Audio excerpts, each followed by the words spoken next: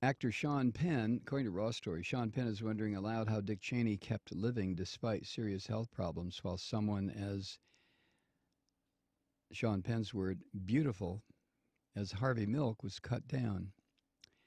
Penn appeared last night on Conan O'Brien's talk show where he heard O'Brien bring up the former vice president during his monologue. So apparently when Penn sat down, he said, "You mentioned Dick Cheney, this kind of, embittered bacteria of humanity. It's always a surprise to me. Remember that through bionic technology and so on, this guy's still here." End quote. Yeah, really, Sean. Cheney's had 5 heart attacks since 1978 and underwent a heart transplant 3 years ago.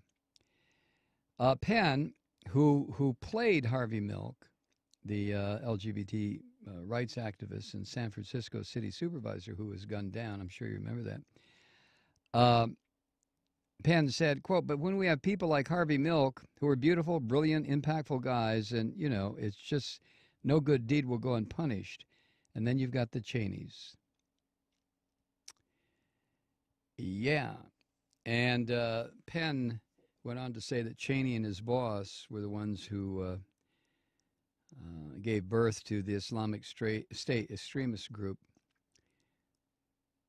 Penn went on to say, quote, "These are the guys, he, Cheney, and George Bush and some others who invented Daesh," using the Arabic word. "I mean, they really are that which created it. So I wanted to give him a shout out. Thanks for that, Dick." It's so true. I mean, how many times have we done this? In how many parts of the world?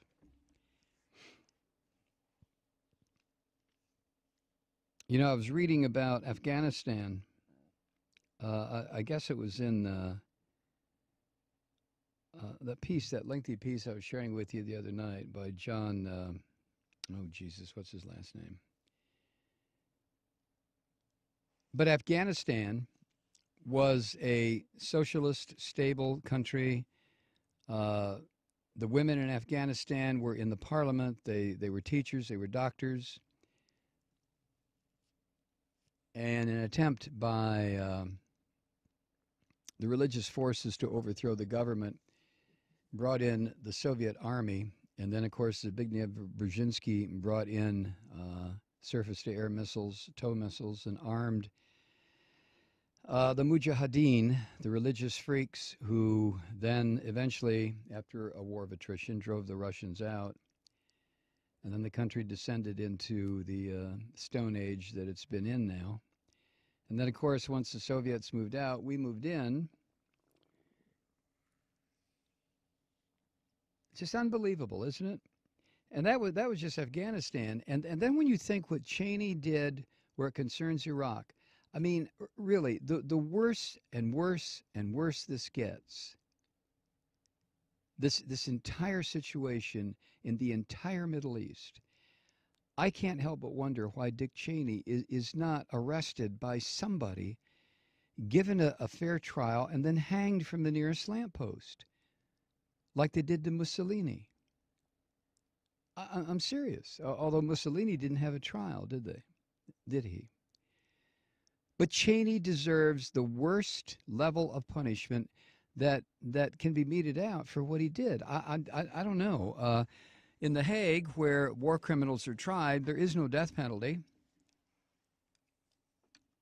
But after the horrors of the Nazis, we hanged a number of people.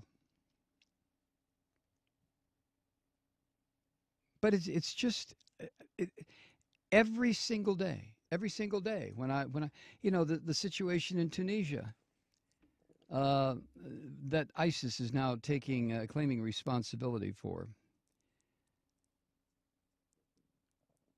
No matter where you look, really, Egypt, Libya, even the trouble between the ongoing horrors between the Israelis and the Palestinians, the chaos in Syria.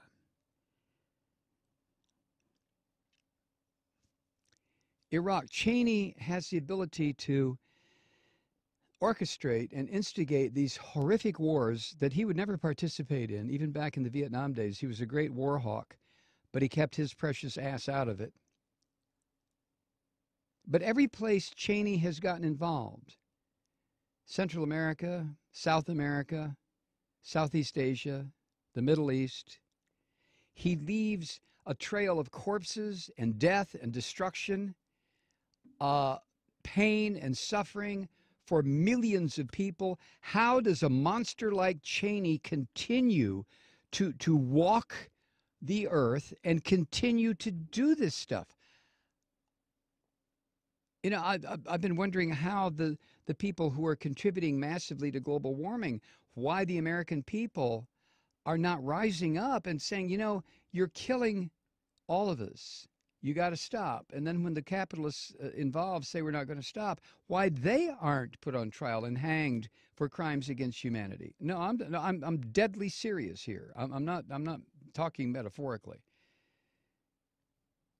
If I go out and randomly shoot somebody, now let me change that.